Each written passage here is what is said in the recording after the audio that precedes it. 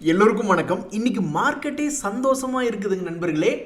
சந்தோஷமான விஷயங்கள் நிறைய இருக்கு. ஒரே ஒரு அதிர்ச்சிகரமான விஷயம் ஒன்று இருக்கு. முதல்ல சந்தோஷமான விஷயத்திலிருந்து ஆரம்பிக்கிறேன். ஃபயருமா அப்படின்ற மாதிரி மிகவும் அற்புதமாக இந்த பிஎஸ்சி அப்படின்ற ஸ்டாக் 8% இன்னைக்கு மேல் நோக்கி ஏறி இருக்கு. அது சாதாரணமாக ஏறல, ராக்கெட் மாதிரி இன்ட்ராடேல மிக பொறுமையாக அவன் ஏறிக்கொண்டே வந்து முடிவில் 8% ஏறி இருக்கான். ஒரு நண்பர் கூட சொல்றாப்ல, என்னுடைய போர்ட்ஃபோலியோ இன்னைக்கு 4.5% ஏறி இருக்குங்க. அதுக்கு மிக முக்கியமான காரணம் இந்த பிஎஸ்சி ஷேர் இன்னைக்கு 10% ஏறினது தான் அப்படின்னு இருக்காங்க. ரொம்ப நாள் கழிச்சு இந்த மாதிரி சந்தோஷமான விஷயத்தை பார்க்குறோம். ஏன்னா சமீபத்தில் 1000 பாயிண்ட் நிஃப்டி இறங்கி போச்சு. 4-5 நாளாக நல்ல நியூஸே வரல. இன்னைக்கு காலையில் வரைக்கும் கூட ஒரு மாதிரி மோசமான செய்திகள் தான் வந்துகிட்டு இருந்தது. நிறைய பேர்த்தினுடைய போர்ட்ஃபோலியோ லாஸ் ஆயிருந்தது அப்படின்ட்டு. ஆனால் பாருங்க, இன்னைக்கு எண்ட் ஆஃப் த டேலியே அதாங்க, எந்த ஒரு கஷ்டமாக இருந்தாலும் திடீர்னு எப்போ வேணாலும் மாறி நடக்கலாம். இங்கே பார்த்தீங்களா, இன்னொரு நண்பருமே 5 லட்ச ரூபா போர்ட்ஃபோலியோ இன்னைக்கு எனக்கு 6% லாபம், கிட்டத்தட்ட 30,000 ரூபா ப்ளஸில் இருக்குது அப்படின்ற மாதிரி ஒரு பதிவு விட்டுருக்காங்க. இந்த பிஎஸ்சி ஷேர் மாதிரி தான், எது வேணாலும் எப்போ வேணாலும் ஒரே நாளில் வேணாலும் மாறலாம், அல்லது ஒரு வருஷமாக ஏறாமல் இருந்து திடீர்னு ஒரே வாரத்தில் கூட மாற்றம் வரலாம். ஸோ இன்னைக்கு சுமித்ரா அவர்களுக்கும் குமரன் அவர்களுக்கும் இன்னைக்கு ஒரே சந்தோஷம்தான். இன்னொரு நண்பர் சொல்கிறப்பல பாருங்க, இதே கருத்து தான் இதுக்கு முன்னாடி ஒரு நண்பர் சொல்லியிருந்தாரு. நான் இந்த 52 வாரம் லோவில் இருக்கக்கூடிய பங்குகளாக பார்த்து பிடிப்பாங்க, கிட்டத்தட்ட ஒரு வருஷம் 1.5 வருஷம் கழிச்சு அவன் ஏதாவது 30-40% இது ஏறி வருவான், வித்துட்டு ஓடிடுவாங்கன்னு இன்னொரு நண்பர் அவருடைய எக்ஸ்பீரியன்ஸை சில மாதங்களுக்கு முன்னாடி சொல்லியிருந்தார். இந்த மாதிரி 1 வருஷம் to 2 வருஷம் டிராவல் பண்ணக்கூடிய ஆட்கள் என்பது மிகவும் குறைவான ஆட்கள். ஏன்னா பெரும்பாலும் எடுத்தால் ஒரு மாதம் 2 மாதத்துக்குள்ள ஏறிச்சா அப்படின்ற மாதிரி தான் நிறைய பேர் பார்ப்பாங்க. ஒரு நண்பர் என்ன சொல்றாரு, இவர் 2வது நண்பர், இதுக்கு முன்னாடி ஒருத்தர் சொல்லியிருந்தாரு. அதே மாதிரி இவர் என்ன சொல்றாருன்னா, அவருடைய எக்ஸ்பீரியன்ஸ் படி 52 வீக் லோவில் இருக்கும்போது ஒரு நல்ல பங்குகளாக பார்த்து என்ட்ராகி வச்சுக்கிறாராம். அதுக்கப்புறம் அது எப்போ ஒரு வருஷம் கழிச்சு தான் வரட்டுமே என்னப்ப, ஸோ அது எப்போ 52 வீக் ஹை வருதோ அங்கே பிடிச்சி விற்று விட்டுருவேன். அதுக்கு ஒரு உதாரணம் நான் என்ன பண்ணேன்னா, இந்த எல்என்டி ஃபினான்ஸ் அப்படின்ற ஒரு பங்கில் இயர் லோவில் நான் என்ட்ரானேன், அதுக்கப்புறம் இயர் ஹை வரும்போது விற்று விட்டுட்டேன் அப்படின்ற மாதிரி அவருடைய எக்ஸ்பீரியன்ஸ் சொல்கிறாப்புல. அதுதாங்க எங்களால் முடிய மாட்டேங்குது. நாங்கள் T20 மேட்ச்னா ரொம்ப இன்ட்ரெஸ்டாக பார்ப்போம், 1 டே மேட்ச்னாலும் இன்ட்ரெஸ்டாக பார்ப்போம். இந்த டெஸ்ட் கிரிக்கெட்லாம் வந்துச்சுன்னா குப்புறப்படுத்துக்குவாங்க அப்படின்ற மாதிரி பல பேர்த்துக்கு டெஸ்ட் கிரிக்கெட் பிடிக்காது. அதுக்கு உண்டான ரசிகர்கள் இருக்காங்க. பட் இருந்தாலும் அந்த டெஸ்ட் கிரிக்கெட்டையும் ரொம்ப அவசரமாக 2-3 நாள்லேயே முடிஞ்சிடணும்னு ஆசைப்படுறவங்கலாம் கூட இருக்காங்க. ஸோ இந்த மாதிரி லாங் டேர்மில் டிரான்சாக்ஷன் பண்ணக்கூடிய ஆட்கள் ரொம்ப கம்மி. அதில் இவரும் ஒருத்தராக இருக்கார். ஸோ கிரிக்கெட் மேட்ச்லேயே கூட டெஸ்ட் கிரிக்கெட்டுக்கு தான் அதிகமான ஒரு ரெஸ்பெக்ட் என்பது இருக்குது. அதே மாதிரி ஸ்டாக் மார்க்கெட்லேயும் இந்த மாதிரி லாங் டேர்மில் லாபம் பண்ணுறவங்களுக்கு தான் ரெஸ்பெக்ட் என்பது இருக்குது. இன்ட்ராடே மற்றும் ரொம்ப ஷார்ட் டேர்ம் ட்ரேடர்களுக்கு ரெஸ்பெக்ட் என்பது கொஞ்சம் கம்மியாக தான் இருக்குது. நண்பர்களே, ரொம்ப எச்சரிக்கையாக இருக்கணும். போட்டாம் பாருங்க ஒருத்தன் குண்டு. அதாவது என்ன சொல்லிட்டானுங்க அப்படின்னா, நம்மளுடைய இந்திய பொருளாதாரத்தை காப்பாற்றுறதுக்கு ஆர்பிஐனுடைய பேரையே யூஸ் பண்ணியிருக்காங்க. ஆர்பிஐ வந்து பார்த்தீங்கன்னா கிட்டத்தட்ட 35 டன் தங்கத்தை விற்று நம்மளுடைய இந்தியாவினுடைய பொருளாதாரத்தை காப்பாற்றிருக்காங்க அப்படின்னு நியூஸ்களை பரப்பி விட்டுட்டாங்க. அதுக்கப்புறம் ஆர்பிஐ சொல்கிறாங்க, ஏங்க எந்த தகவல் எங்கே வந்தாலும் உடனே நம்பிடாதீங்க, அந்தந்த முக்கியமான ரெகுலேட்டர் முக்கியமான கவர்மெண்ட் ஏஜென்சிகளுடைய வெப்சைட்டை போய் செக் பண்ணி பாருங்க, மீடியாக்களை என்னத்தையாவது அவனை சொல்லி விட்டுருவானுங்க, அதையெல்லாம் நீங்கள் நம்பாதீங்க அப்படின்ற மாதிரி தன்னிலை விளக்கம் ஆர்பிஐ கொடுக்குற அளவுக்கு கொண்டு வந்து விட்டுருக்காங்க. ஸோ ஆர்பிஐ என்ன சொல்லுது அப்படின்னா, எல்லாமே அப்படி தான். செபி ஆகட்டும், செபியினுடைய நியூஸ் வருது அப்படின்னா டக்குன்னு அந்த இதில் தான் போய் பார்க்கணும். ஆர்பிஐன்னு அதில் பார்க்கணும். கம்பெனிகளுடைய தரவுகள் என்பது எக்ஸ்சேஞ்சுகளினுடைய வெப்சைட்டில் தான். அப்படி தான் நம்ம போய் அதனுடைய உண்மையான சோர்ஸ்லேயே நம்ம போய் பார்க்கணும். ஸோ இன்னைக்கு மிக முக்கியமான தகவல் என்னென்னா, இந்த மாதிரி ஆர்பிஐ தங்கத்தை வச்சு இந்திய பொருளாதாரத்தை காப்பாற்றுற மாதிரி நிலைமைக்கு போயிடுச்சு அப்படின்ற ஒரு தகவலை எவனா கிளப்பி விட்டா கடைசியில் ஆர்பிஐ வந்து தன்னிலை கொடுக்குற அளவுக்கு வச்சுருக்கானுங்க. நம்ம நாட்டில் எல்லாத்து கையிலையும் ஏதாவது ஒரு மீடியாக்கள் இருக்குது. ஏதாவது ஒரு தகவல் பரவுதுன்னா தயவுசெய்து நம்பாதீங்க. அந்தந்த வெப்சைட்டில் போய் பாருங்கள். இந்த பிஐபி ஃபேக்ட் செக் போன்ற பல்வேறு இடங்களுக்கு போய் செக் பண்ணி பார்த்துங்க. எந்த ஒரு தகவலாக இருந்தாலும் எதையும் நம்பாதீங்க. நண்பர்களே, இந்த விஷயத்தை மட்டும் நீங்கள் பண்ணலினா நீங்கள் எல்லா டைமுமே நீங்கள் வந்து மற்றவங்களுக்கு பின்னாடி தான் இருப்பீங்க. ஒரு கோல்டன் சான்ஸ் கிடைக்கும் போது அதை உபயோகப்படுத்திக்கணும். ஒரு உதாரணத்துக்கு உங்களுடைய போர்ட்ஃபோலியோவை அப்பப்போ நீங்கள் எவால்யூவேட் பண்ணிக்கிட்டே இருக்கணும். இன்னைக்கு மார்க்கெட் இறங்கி ஏறி இருக்கு. இங்க பாத்தீங்களா, நிஃப்டி இன்னைக்கு வெள்ளிக்கிழமை அன்னைக்கு பெருசா இறங்கி மறுபடியும் ரெக்கவரி ஆகி -17 பாயிண்ட் இப்படி க்ளோஸ் ஆயிருக்குன்னா இதெல்லாம் ஒரு கோல்டன் ஆப்பர்ச்சுனிட்டி எவால்யூவேட் பண்றது. ஸோ அப்போ உங்களுடைய போர்ட்ஃபோலியோவில் எந்த பங்குகள் இன்னைக்கு பாசிட்டிவ்ல முடிஞ்சிருக்கு, கீழிருந்து மேல் நோக்கி ஏறுங்கிறதெல்லாம் நீங்க அனலைஸ் பண்ணி பார்த்துக்கணும். இப்போ நான் சொல்லட்டுமா, என்னை பொறுத்த வரைக்கும் எந்த செக்டர் ப்ராபப்ளி ரெக்கவரி ஆகி மேலே க்ளோஸ் ஆயிருப்பா அப்படின்னா, பொதுவாக எந்த மாதிரி நடக்கும் அப்படின்னா பேங்க்குகள் தான் மொத்த ஷேர் மார்க்கெட்டில் மிகப்பெரிய அளவில் வச்சிருக்கு. So banks and finance. நீங்கள் இன்னும் யாருமே கமெண்ட் பண்ணல உங்கள் போர்ட்ஃபோலியோவில் என்ன ரெக்கவரி ஆகி வந்ததுன்னு. பட் இது ஒரு குத்து மதிப்பை ஒரு எக்ஸ்பெக்டேஷனாக தான் நான் பேசுகிறேன். பொதுவாக இப்படி நடந்திருக்கலாமோ அப்படின்ட்டு இது வரைக்கும் இன்னும் யாருமே கமெண்ட் பண்ணல. ஸோ என்னை பொறுத்த வரைக்கும் மார்க்கெட்டில் எப்பவும் ஸ்டாண்டர்டாக இருக்கக்கூடிய பேங்க்ஸ் அண்ட் ஃபைனான்ஸ் மேபி ரெக்கரியாய் மேலே க்ளோஸ் பண்ணியிருப்பானோ. அதே மாதிரி சமீபத்தில் யார் மொமெண்டமில் இருந்தால் அது நியூஸ் மூலியமாக கூட இருந்திருக்கலாம் அல்லது டெக்னிக்கலாக கூட இருந்திருக்கலாம். அப்புறம் பார்த்தீங்கன்னா ஒரு உதாரணத்துக்கு இந்த கோல்டு ரிலேட்டடாக தங்கமயிலாம் இன்னைக்கு இப்போ சமீபத்தில் அவன் ரிசல்ட்டுக்கு அப்புறம் பாசிட்டிவ்ல இருந்தான். ஸோ அந்த செக்டரை சார்ந்த பங்குகள் இன்னைக்கு கீழிருந்து மேல் நோக்கி ஏறி வந்திருக்குமோ. அதே மாதிரி அதுக்கடுத்து பார்க்கும்போது இந்த மினரல்ஸ் ரிலேட்டடாக சமீபத்தில் டிஸ்கஷன் பண்ணிட்டு இருந்தாங்க. ஸோ அந்த மினரல்ஸ் ஓரியன்டான பங்குகள் மேலே வந்திருக்கோம். கடைசியாக நான் சமீபத்தில் வேற ஒன்று கேட்டுக்கிட்டு இருந்தது என்னென்னா, இந்த பப்ளிக் செக்டர் பேங்க்குகளை பற்றி அதை தான் நம்ம ஃபஸ்ட்டு பேசிட்டோம். அந்த செபி எஃப்என்டோவை பற்றி பேசிக்கிட்டு இருந்தாங்க. இதுக்கு மேலேயும் நாங்கள் போயிட்டு அந்த வீக்லி எக்ஸ்பெரியெல்லாம் டக்குலாம் தூக்க முடியுமா அப்படின்னு பேசிட்டு இருந்தாங்க.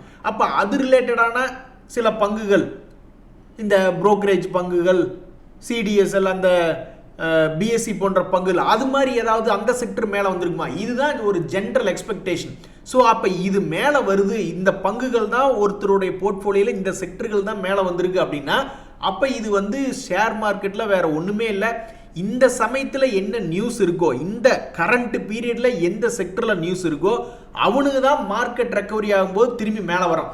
ஸோ ஒரு 10 பேர் கமெண்ட் பண்ணிங்கனாவே இதுக்கும் அதுக்கும் மேட்ச் ஆகுதா அப்படின்ற மாதிரி தெரிஞ்சிடும். சமீபத்தில் என்னுடைய அனலைசிஸ் என்ன சொல்லுது அப்படின்னா, செக்டர் நல்ல செக்டர் எவன் இருக்கானோ அந்த செக்டருக்காரன் தான் முதல்ல ஓடி வர்றான், அல்லது மொமெண்டம்ல நியூஸ்ல இருக்கக்கூடிய பங்குகள் அப்படின்றதா சமீபத்தினுடைய ஒரு புரிதல். ஸோ ஒரு 4-5 பேர் கமெண்ட் அடிச்சாவே இன்னைக்கு அப்படித்தான் நடந்ததா இல்லையா அப்படின்றது தெரிஞ்சிடும். அப்பா உங்களை நம்பி இத்தனை கோடி பணம் போட்டு வச்சிருக்கோம், ஏதாவது ஏறுறீங்களாப்பா அப்படின்றது நம்ம யாருக்குமே தெரியாது. ஒரு உதாரணத்துக்கு பார்த்தீங்கன்னா, இன்னைக்கு நிஃப்டி 50 இண்டெக்ஸில் அதிகமான ட்ரேட் வேல்யூ நடந்த பங்குகளில் இந்த ஹிண்டால்கோ, இன்ஃபோசிஸ் 2 இருக்காங்க. இந்த ஹிண்டால்கோ திடீர்னு மிகப்பெரிய கடும் சரிவு அடைஞ்சவன் அத்தனையோ பேர் அதில் கோடிக்கணக்கான பணத்தை போட்டு வச்சுக்கிட்டு பார்த்துக்கிட்டே இருந்திருப்பாங்க. ஆண்டவா இந்த 50 டேஸ் மூவிங் ஆவரேஜ் குறுக்க ஏதாவது காப்பாற்றுமான்னு பார்த்துக்கிட்டு இருந்திருப்பாங்க. நேற்று கடும் சரிவு அடைந்தாலும் அந்த 50 டேஸ் மூவிங் ஆவரேஜ் கிட்ட கடந்த 2 நாட்களாக கீழே போகாமல் அப்படியே சமாளித்து வண்டி ஓட்டிக்கிட்டு இருக்கான். இப்படி ஓட்டிக்கொண்டு இருக்கக்கூடிய ஹிண்டால்கோ ஒரே ஒரு முறை போய் அந்த கேப்பை ஃபில் பண்ணாலும் சரி, அல்லது தன்னுடைய பழைய உச்சத்தை போய் இன்னும் ஒரே ஒரு முறை தொட்டுட்டீங்கன்னா நான் போதும், உனக்கு ஒரு கும்பிடு அப்படின்ற மாதிரி பல ட்ரேடர்கள் கும்பிட்டு போகிற காத்திருக்காங்க. ஸோ அவங்களுடைய நிலைமையெல்லாம் என்ன போகுது அப்படின்றது இன்னும் சில நாட்கள் கழிச்சு தான் தெரிய வரும். இந்த 2 நாளை பொறுத்த வரைக்கும் இந்த ஹிண்டால்கோ அப்படின்ற ஷேர் நிஃப்டி 50 இண்டெக்ஸில் இருக்குது. இன்னைக்கு ட்ரேட் வேல்யூ என்பது அதிகமாக நடந்து ஒரு மாதிரி தாக்கு பிடிச்சி ஆடிக்கிட்டு இருக்கான். அதே மாதிரி தான் இந்த இன்ஃபோசிஸ் அப்படின்ற பங்கு. இந்த இன்ஃபோசிஸ் அப்படின்ற பங்குல என்ன ஒரு முக்கியமான தகவல் அப்படின்னு பார்த்தீங்கன்னா, சமீபத்தினுடைய ஹைட்டுக்கு போக போறானா, சமீபத்தினுடைய லோக்கு போக போறானான்னு தெரியல.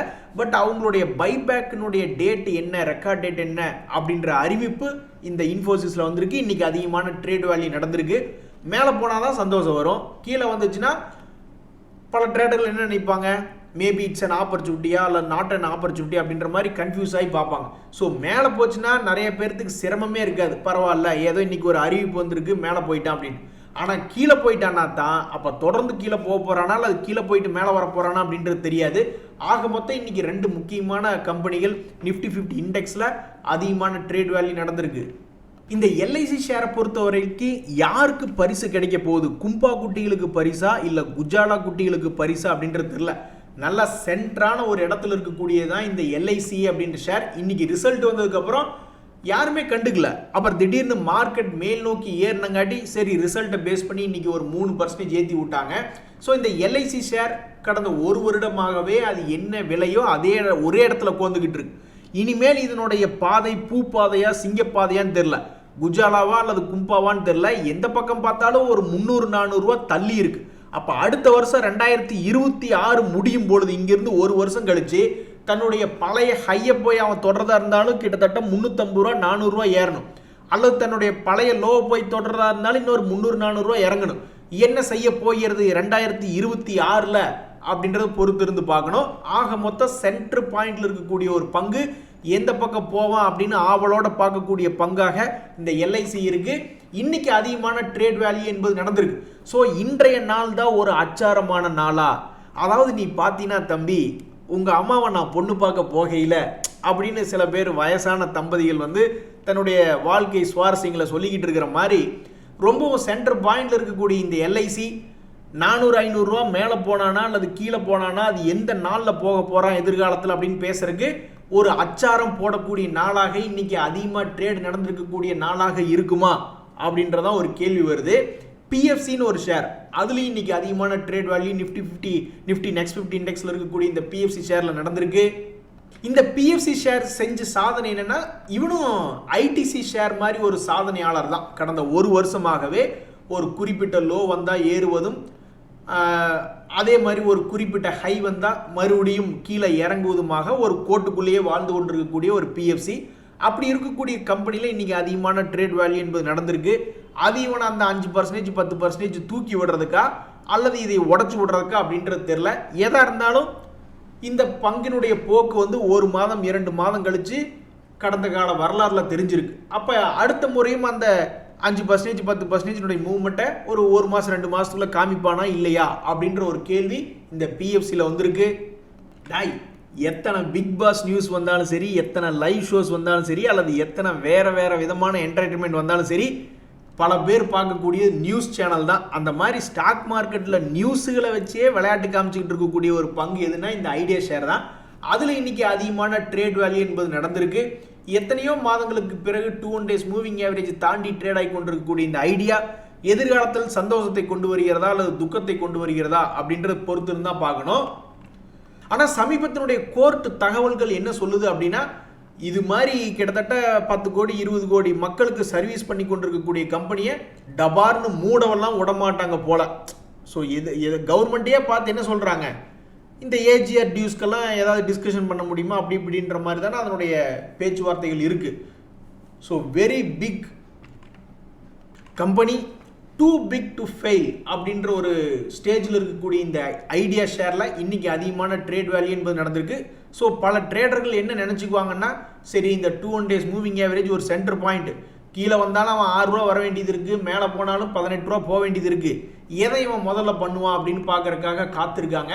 அதே மாதிரி தான் இந்த ப்ரீமியர் எனர்ஜிஸ் அப்படின்ற பங்கு, இவனு வந்து கடந்த 1 வருடமாகவே ஏதாவது ஒரு டைம் தான் சும்மா டெய்லியுமே வந்துக்கிட்டு இருப்பான். ஏதோ இந்த வருஷத்தில் ஒரு வருஷத்தில் பார்த்தீங்கன்னா திடீர்னு என்றைக்கோ ஒரு நாள் கீழே வந்து விழுந்தான். ஒரு 3 முறை இது வரைக்கும் விழுந்திருக்கான். இப்போ 4வது முறையாக இந்த வருஷத்தில் ஒரு இடம் வந்து கீழே விழுந்திருக்கான்.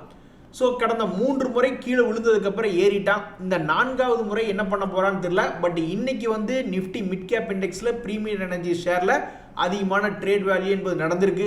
மேலே வந்தால் சந்தோஷம் தான் அந்த ஷேரை வச்சிருக்கிறவங்க நினைப்பாங்க. ஓ நீங்கள் 2 பேருமா, சரி போய் அந்த பக்கம் நில்லுங்க அப்படின்ற மாதிரி இன்னைக்கு ஷேர் மார்க்கெட்டில் ஒரு மாதிரி பிரகாசமாக ட்ரேட் ஆகி கொண்டிருந்த பங்குகளில் இந்த சிடிஎஸ்எல், ஏஞ்சல் ஒன் போன்ற பங்குகள் உண்டு. உங்களுக்கு தெரியாது இல்லை, இந்த மார்க்கெட் இன்ஃப்ராஸ்ட்ரக்சராக இருக்கக்கூடிய பங்குகள் ஒரு மாதிரி ஸ்டாண்டர்டாக இருக்கும்னு பார்த்தா இவனுக்கு தான் அதிகமாக வால்டிலிட்டி காட்டுறது. இந்த MCX share, CDSL share, BSc share, angel one போன்ற புரோக்கரேஜ் கம்பெனிஸ், இவங்க எல்லாருமே ஹெவியாக வாலட்டிலிட்டியாக ட்ரேட் ஆகி கொண்டிருக்கக்கூடிய பங்குகள்.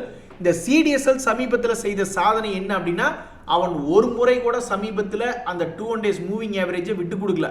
அங்கெல்லாம் போய் விழுகிறப்ப டொபக்குன்னு ஏறிக்கிட்டு இருக்கான்.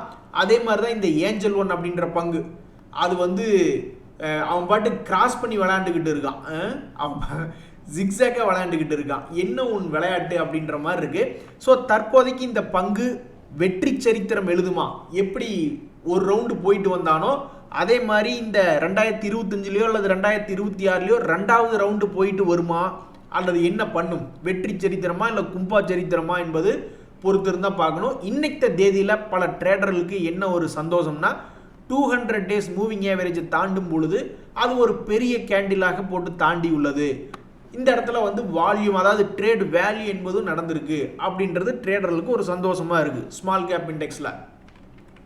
ஆனால் சமீபத்தில் என்ன ஒரு நியூஸ் படிச்சுக்கிட்டு இருந்தேன்னா, இந்த ஏஞ்சல் ஒன்ல வந்து சம் ஃபீஸ் இன்க்ரீஸ் பண்ணதாக ஒரு தகவல் ஒன்று பார்த்துக்கிட்டு இருந்தேன். அதை பற்றி ஒரு ஷார்ட்ஸ் ஒன்று போட்டு விடுறேன் நான். நண்பர்களே, இன்னொரு மிக முக்கியமான 2 விஷயம், அதாவது இது தொடர்ந்து ஹாப்பி மூடுலேயே வச்சுருக்குமா அல்லது கும்பா மூடா அப்படின்றது தெரியல. நிறைய முறை என்ன நடக்குன்னா, இந்த மேலிருந்து கீழே விழுகக்கூடிய பங்குகள் 200 days மூவிங் ஆவரேஜை தொட்டுட்டு லேசாக மேலே போகிறதுக்கு சில வாய்ப்புகள் இருக்கும். சில பங்குகள் என்ன பண்ணுவான்னா, கீழிருந்து 200 days மூவிங் ஆவரேஜை தொட்டுட்டு திடீர்னு கும்பா பாடுறதுக்கு வாய்ப்பு இருக்குது. இந்த டாடா மோட்டார்ஸ்லாம் இப்படித்தான் மேலேயே வர விட மாட்டேன்றானுங்க. வருண் பிவரேஜஸ்னு ஒரு பங்கு, அவனையும் மேலேயே வர விடாமல் இந்த 200 days மூவிங் தடுத்துட்டு இருக்கு. சில பங்குகளை மேலேருந்து கீழே வரும்போது சப்போர்ட் கொடுத்து தூக்கி விடுறதுக்கு முயற்சி பண்ணிக்கிட்டு இருக்கும் 200 days மூவிங் ஆவரேஜ். அது சக்ஸஸ் ஆகுதா அல்லது ஃபெயிலியர் ஆகுதா அப்படின்றது சில நாட்கள் கழிச்சு தான் தெரிய வரும். ஒரு உதாரணத்துக்கு இந்த மைக்ரோ கேப் இண்டெக்ஸில் இன்னைக்கு அதிகமாக ட்ரேட் வேல்யூ நடந்த பங்குகளில் இந்த பரதீப் பாஸ்பேட்னு ஒன்று இருக்குது, கேபிஐ கிரீன் ஒன்று இருக்குது. ஸோ இந்த பரதீப் பாஸ்பேட் சமீபத்தில் மிகவும் கடுமையான ஒரு ஏற்றத்தை கண்ட ஒரு பங்கு தான். மறுபடியும் 200 days மூவிங் வந்து ஆவரேஜ் வந்து தொட்டிருக்கான். இங்கிருந்து ஒரே ஒரு முறை தன்னுடைய பழைய கையை போய் திரும்பி தொடாதா அப்படின்னு பல ட்ரேடர்கள் ஏங்கிட்டு இருக்காங்க. சில ஸ்மார்ட் மணி கான்செப்ட் ட்ரேடர்ஸ் என்ன பண்ணுறாங்க, சரி நீ கீழே இறங்கி பழைய லோக்கு வருவியா அப்படின்னு அவங்க ஒரு குரூப் எதிர்பார்க்குறாங்க. கேபிஐ கிரீன் அதே மாதிரி தான். ஏன்னா இவனுங்கெல்லாம் ரொம்ப வாலட்டிலிட்டியான பங்குகள். ஆல்ரெடி இந்த 2025 2 ரவுண்டு போயிட்டு வந்துட்டான் இந்த கேபிஐ கிரீன் எனர்ஜி. 3வது ரவுண்டுக்கு கீழவான்னு இந்த ஸ்மார்ட் மணி கான்செப்டுக்காரங்க எல்லாம் கேட்டுக்கிட்டு இருக்காங்க. மேலே போன்னு இந்த முதலீட்டாளர் ட்ரேடர்ஸ் எல்லாம் வந்து கேட்டுக்கிட்டு இருக்காங்க. யாருக்கு இது சாதகமாக நடக்கும் இந்த கேபிஐ கிரீன் அப்படின்றது பொறுத்து இருந்தால் பார்க்கணும். யாருக்கு சாதகமாக நடந்தாலும் அது ஒரு மிகப்பெரிய மூவ்மெண்ட் கொண்ட பங்காக இருக்குது. இந்த 2025 மட்டும் 200 ரூபாய் எங்கே 400 ரூபாய் எங்கே ஓவரா ஆடி இருக்கான் இவன்கிட்ட இப்போ வரைக்கும் ஒரு ஸ்லோங்கிறதே இல்லை. ஏன் அப்படின்றது தெரில. அதுக்கு முன்னாடி ஹைன்னு பார்த்தீங்கன்னா 800 ரூபாய், 800 ரூபாயிலிருந்து 200 ரூபா போயிட்டு 200 ரூபாயிலிருந்து 500 ரூபாய்னு போயிட்டு இவன் பாட்டுக்கு ஆடிக்கிட்டு இருக்கான். ஸோ இந்த பங்குகள் இந்த 200 days மூவிங் ஆவரேஜ்லேருந்து யாருக்கு சாதகமாக நடக்க போகிறது அப்படின்றது பொறுத்து இருந்து தான் பார்க்கணும். நண்பர்களே, சந்தோஷமான இன்னும் சில விஷயங்கள்லாம் வந்திருக்கு. அதாவது இந்த ஐஆர்பி இன்ஃப்ராவெல்லாம் இன்ட்ரிம் டிவிடெண்ட் கொடுத்துருக்கக்கூடிய பல பங்குகளுடைய டேட்டா இன்னைக்கு வந்திருக்கு.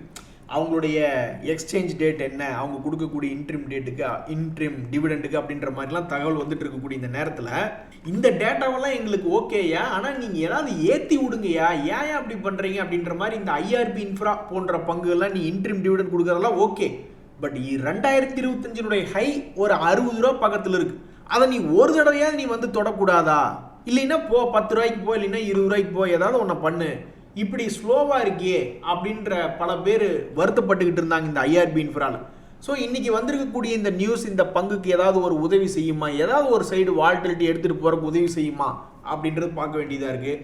இந்த கார்வேர் டெக்னிக்கல் ஃபைபர்ஸ் அவங்களுடைய ரெக்கார்ட் டேட்டும் இன்ட்ரிம் டிவிடெண்டுக்கு 14 நவம்பர் அப்படின்ற சொல்லியிருக்காங்க.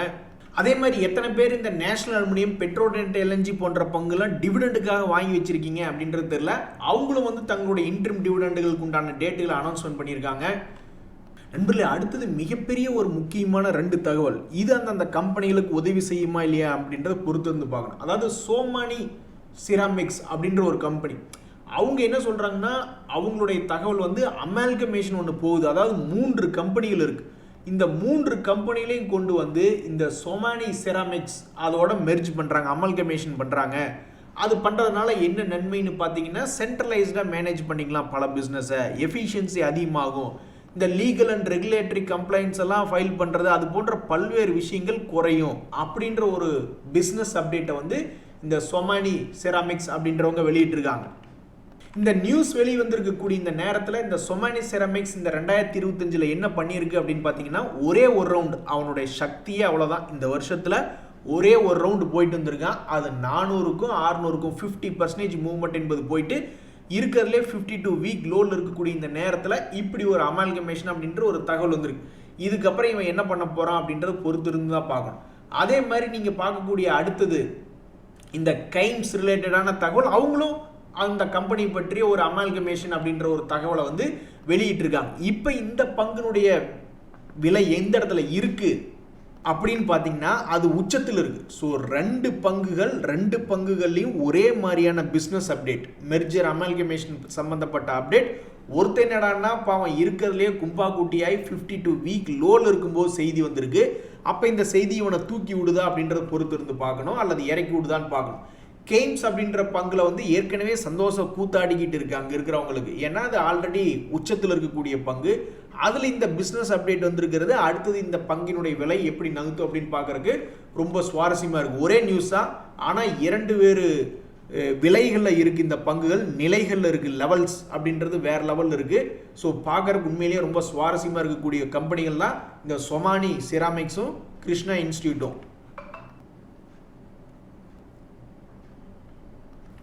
அட சொனாட்டா ருக்குமணின்னு சொல்லும்பொழுது எப்படி ஒரு மகிழ்ச்சியை கொண்டு வர்றையோ அதே மாதிரி நீ ஒரு மகிழ்ச்சியை கொண்டு வருவியா அப்படின்றதான் ட்ரேடர்களுடைய கேள்வியாக இருக்குது. அதாவது இவங்க அனௌன்ஸ்மெண்ட் பண்ணுறாங்க, இந்த மாதிரி எங்களுடைய போர்ட் மீட்டிங் 13 நவம்பர் நடக்குது, அதில் ரிசல்ட் மற்றும் டிவிடெண்ட் பற்றி பேசுவோம் அப்படின்ட்டு. அது ஓகே, பட் இப்படி வீழ்ச்சி அடைஞ்சு கும்பா குட்டியாக இருக்கக்கூடிய இந்த நேரத்தில் அந்த செய்திகள் வந்து இந்த பங்கை ஏதாவது ருக்கு அப்படின்னு சொல்லும்போது எப்படி ஒரு சந்தோஷம் வருகிறதோ அது மாதிரி சொனாட்டா அப்படின்னு சொல்லும் பொழுது ஒரு மகிழ்ச்சியை கொண்டு வருமா, அந்த போர்ட் மீட்டிங் ஏதாவது சாதனை செய்யுமா அப்படின்றத இப்போ ஒரு கேள்வியாக இருக்குது.